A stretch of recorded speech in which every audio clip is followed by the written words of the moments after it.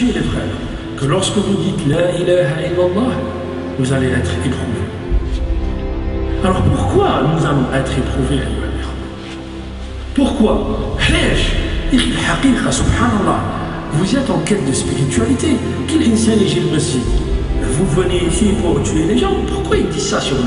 C'est pas la vérité, c'est des mensonges. D'abord, pourquoi ils disent des mensonges sur nous? Quand tu es sur la vérité, tu déranges les gens. Qu'est-ce qu'on disait tout à l'heure? On disait ne fais pas de crédit. C'est ça ce qu'on disait. Ne fais pas de crédit. Les gens qui commandent la société, ils veulent que tu fasses un crédit ou pas? Oui. Eh oui, ils veulent que tu fasses un crédit. Ils veulent que tu sois dans leur main. Or, toi, tu n'es pas dans la main du système. Tu es dans la main de qui? D'Allah. Et c'est pour ça qu'ils vont combattre. Le bonheur, il n'est pas dans le crédit du banquier. Le bonheur, il est dans le fait que l'insan était Allah. Il craint Allah, il fait ce qu'Allah. Le bonheur, il est là. Vous avez vu la prison dans laquelle ils veulent nous mettre? C'est ça la prison dans laquelle ils veulent nous mettre. Or, le musulman, il sort de ces carcans-là. Tu es serviteur d'Allah. Tu n'es pas un agent de la société de consommation. De chacun. Ça, c'est. Ouais. Avec de l'argent. Oui, c'est vrai. Maintenant, salat al-janaza.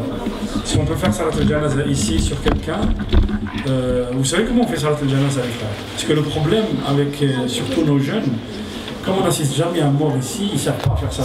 C'est terrible. On a fait des salat al-janaza à Marseille où les gens ils se prosternent. Alors oui, voilà, salat al-janaza, on reste debout, c'est 4 fois Allahu Akbar. Et après chaque Allahu Akbar, alors le premier Allahu Akbar, tu fais la Fatiha. Le deuxième, Salat al-Ibrahimiyya. Le troisième, Dua al-Mayyit. Tu fais l'invocation. Et après le quatrième, c'est Dua al-Mayyit et les Sa'ir al-Muslimin. Et le taslim,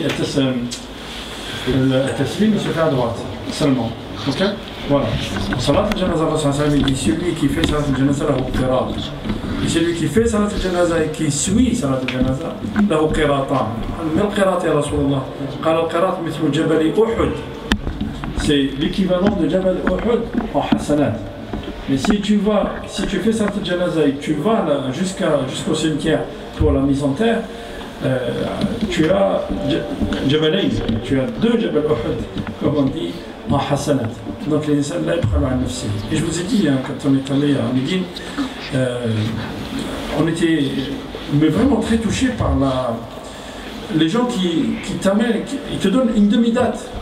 Et te dire avec une demi-date, la tahtaqiranna min al-ma'ruf shay'a, Rasulullah dit. La tahtaqiranna min al-ma'ruf shay'a. C'est-à-dire, même aussi petit soit ton œuvre, fais-la, c'est pas grave. Même une demi-date pour quelqu'un qui a jeûné, tu le retrouveras le jour du jugement. On avait dit, le jour du jugement, c'est le jour de la grande tristesse, de la grande perte. Pourquoi? Parce que tu dis, ce jour-là, tu dis, pourquoi je ne l'ai pas fait? Pourquoi j'ai pas fait plus? Pourquoi j'ai pas fait 2 rak'at? Pourquoi je ne me suis pas levé le matin? Pourquoi j'ai pas fait ceci? Vous voyez, c'est tout se raconter ce jour-là. Et voilà. Vous avez d'autres questions, les frères? Sinon, on boucle. Est-ce que vous avez d'autres questions? C'est bon? C'était juste pour le divorce. Oui. Du côté de la femme, c'est pareil. Non, c'est pas la même chose. Le divorce, il est entre les mains de l'homme. Et quand on a mis le divorce entre les mains de la femme, on a vu que 75% des cas de divorce en France sont du sort de la femme. C'est souvent la femme qui demande. Est-ce que la femme ne peut pas divorcer en islam? Non, on peut divorcer en islam. Ça ne s'appelle pas divorce, ça ne s'appelle pas parole, c'est pas le problème. Mais moi j'ai des questions beaucoup plus. Quelqu'un qui a une relation avec une personne, avec une femme, en dehors du mariage, est-ce qu'il peut se marier avec sa mère ou sa fille? Très grave, hein? Comment? Normalement, non. Mais ce sont des choses qui arrivent. Les gens ils vous posent des questions comme ça. Des fois, ils disent subhanallah. Vous voyez, mais bon, ce sont des choses qui arrivent. Ouais. Alors, bon.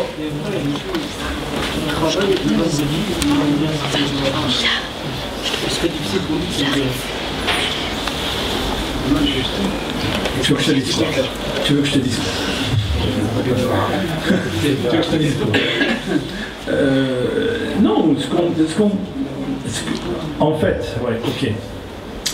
Moi je dis aux frères, hein, faut toujours négocier, essayer de négocier. Ne pas penser que celui qui est en face, il est fermé. Non.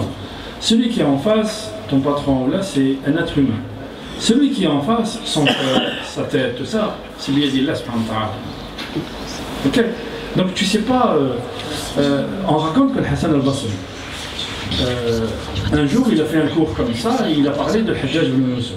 Hajjaj il a dit ramenez-le-moi. Ramenez-le-moi et préparez-la, on va lui couper la tête. Quand il allait, Hassan al-Basri, quand il est sorti, quand quelqu'un est venu le chercher, quand ils sont venus le chercher pour le tuer, hein, sur le chemin, il disait Ya Aziz, Ya Rafar, Ya Dal Jabarut. Il demandait à Allah subhanahu wa ta'ala, ok. طيب, il arrive chez le Hajjaj. Le Hajjaj, il a eu comme une peur de lui. Il le fait asseoir, il lui donne du parfum, il lui donne à boire, à manger, il dit ramenez ça. Et puis il commence à lui poser des questions sur le dîme. Le gars, il l'a ramené pour le tuer. Et entre deux temps, il a changé d'attitude vis-à-vis de lui. Comment il a fait? Dua. Donc tu peux toujours négocier, tu peux toujours aménager. Je ne suis pas. Bon, c'est du cas par cas. Chacun est dans un cas particulier. Mais qu'est-ce que je te dis? Le Jumu'ah, c'est wajib. C'est une obligation. Ok? Nous sommes dans un pays où les choses sont difficiles. Mais par contre, ce qu'on peut faire, nous les musulmans, ici, par exemple, à Arles, vous mettez d'accord. Combien il y a de mosquées? Mettez-vous d'accord, une mosquée qui fait par exemple le Jumu'ah à 1h30, les autres à 2h, les autres à 2h30, pour permettre à tout le monde de pouvoir faire le Jumu'ah. D'ailleurs, c'est comme ça qu'ils font les Américains. À New York, tu vas à New York par exemple. Comment ils s'organisent? Parce qu'ils sont plus intelligents. Nous, on se bat entre nous. Tu vois, on a 3 mosquées, on a 3 trous et on se bat entre nous. On se met d'accord. Pourquoi? Parce que la communauté, il y a des gens qui finissent à 13h, d'autres qui commencent à 13h, ou là d'autres qui commencent à 14h. Tu permets, si tu fais le Jumu'ah un peu plus tôt, tu permets à celui qui commence à 14h de faire le Jumu'ah. Et tu finis plus tard, tu fais une Jumu'ah plus tard, une autre mosquée qui fait une Jumu'ah plus tard, qui permet aux gens qui sortent à 14h par exemple, de faire le Jumu'ah à 14h30. Tu vois? Et comme ça, tu arranges tout le monde. C'est à nous de trouver des solutions. Tu vois, ou le faire, il foisonne hein, quand tu fais le fiqh, il dépend aussi des pays, il dépend des régions, il dépend des hommes, il dépend de beaucoup de choses. Tu vois, c'est... lisez Shafi'i. C'est un jour, on va faire, Inch'Allah, on va faire Shafi'i, l'imam Malik et tout ça. Vous lisez l'histoire de Shafi'i, vous allez comprendre. Quand il a changé d'avis sur un pays, quand il était en Irak, et qu'en Irak, il y avait une abondance d'eau, et quand il va en Égypte, l'eau n'était pas aussi abondante comme elle était abondante en Égypte. Les fatwas qu'il a fait en Irak, alors, c'est pour ça que quand vous lisez le fiqh de Shafi'i, on dit Qala Shafi'i qadiman. C'est les anciennes fatwas de Shafi'i et les nouvelles fatwas de Shafi'i. Il a deux périodes dans sa vie. Et pourquoi? Parce que les temps ont changé, le lieu a changé, et que voilà. Donc c'est à nous aussi de s'organiser, de discuter avec les autres mosquées, mettez-vous d'accord, pourquoi pas. On le fait, hein, ça, vous allez par exemple dans le sud du Maroc, dans le sud de l'Algérie, quand il fait chaud, ils ne font pas le Jumu'ah à 1h, 1h30. Enfin 2h30, à 3h. Donc au faire le Jumu'ah, il faut dire, hein, le Jumu'ah, c'est pas seulement Waqt al-Dhuhr. Ok? On peut faire du Jumu'ah dans une même mosquée? Oui. On peut faire de Jumu'ah. Bien sûr, on peut faire de Jumu'ah comme nous, pas dans un pays musulman. Ok? Autrement dit, il y a des choses que nous on peut faire parce que nous ne sommes pas dans un pays musulman, qu'on ne peut pas faire dans un pays musulman. On comprend, il y a des choses. On peut faire le Jumu'ah ici, après on s'entend ici, faire le Jumu'ah dans notre mosquée ou dans le. Qui? Toi, tu fais de Jumu'ah? C'est-à-dire, moi, je vais faire la prière de Jumu'ah? Non. Est-ce qu'on peut faire de Jumu'ah dans une même mosquée? C'est ça. Les gens ont posé cette question. Est-ce qu'on peut faire une Jumu'ah, par exemple, à 13h30 et une autre à 14h30? Oui. Hein? Il y a des ulama qui ont répondu oui. Ben, ijtihad, hein? Ouais, c'est un avis, hein? C'est pas... Oui, frère.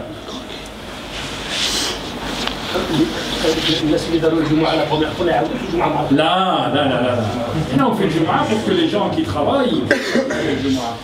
نقيم شعائر الله ومن يعظم شعائر الله فإنها من تقوى القلوب. Un voisin ou un ami non musulman à l'enterrement, à l'église, et l'accompagner au cimetière. On a déjà répondu à cette question. Ah ouais, tu n'assistes pas à l'église. Et tu l'accompagnes, mais tu t'arrêtes aux portes du cimetière. On a déjà répondu à cette question. Parce que si tu assistes à l'oraison funèbre, comme on dit, à l'église, ah oui, tu vas faire des choses, non. Non, non, c'est pas seulement dans le Coran, non. Allah subhanahu wa ta'ala, il nous interdit de faire ce que.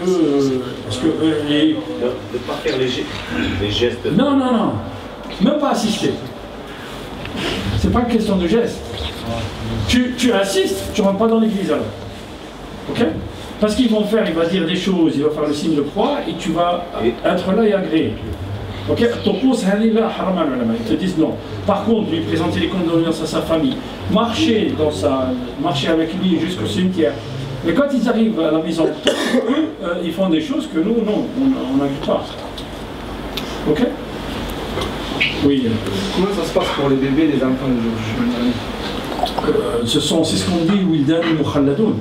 C'est ce qu'on dit les éphèbes éternellement jeunes qui sont au paradis. C'est ce que le prophète sallallahu alayhi wa sallam a dit. Les parents les retrouvent là-bas. Voilà, mais ce sont des éphèbes qui seront éternellement jeunes au paradis. Les enfants, c'est jusqu'à la puberté. Absolument, les enfants, c'est jusqu'à la puberté. Ouais. Au-delà de la puberté. Normalement, oui, c'est ce qu'a dit le prophète sallallahu alayhi wa sallam. Oui, tout à fait. Voilà, parce que on ne commence à juger la personne qu'à partir de sa puberté. Voilà, quand il commence à avoir la raison. C'est ça.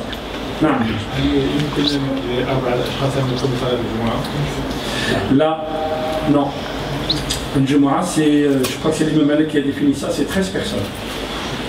Tu ne fais pas le Jumu'ah pour 4 personnes. Au-delà de 13 personnes pour faire le Jumu'ah.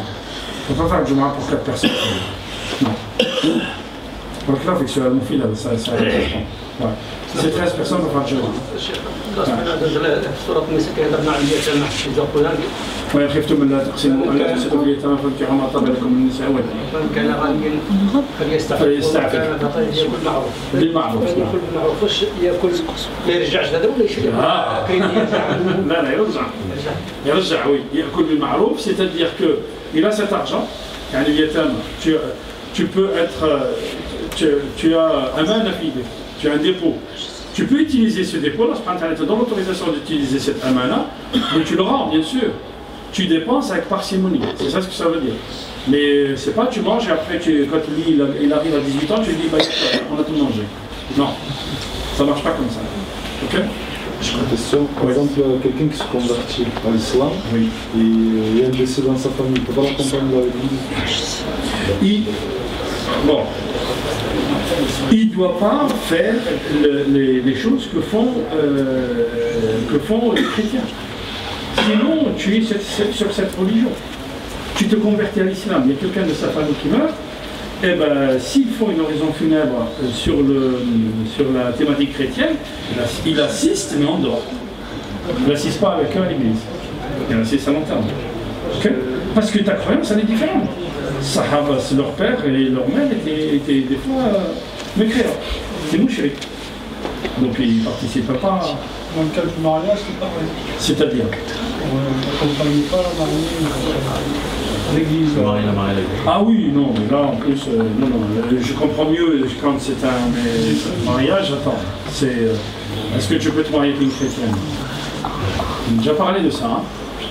طعام أهل الكتاب حل لكم وطعامهم حل لكم والمحصنات من الذين أوتوا الكتاب من قبلكم لا جناح عليكم أن تنكحوهن إذا آتيتموهن أجورهن. Allah subhanahu wa ta'ala nous dit, Sourate Al-Ma'idah, vous pouvez manger la nourriture des gens du livre, mais attention, dans certaines conditions, la nourriture des gens du livre, on ne mange pas n'importe quoi. Vous pouvez dire, parce qu'il y a des salons qui ont dit ça.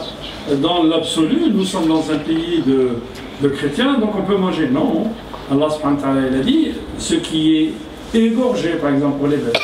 Donc on peut manger la nourriture des juifs, mais on ne peut pas manger la nourriture des chrétiens qui assomment. Okay? Et si un bouddhiste il égorge, on mange ou pas?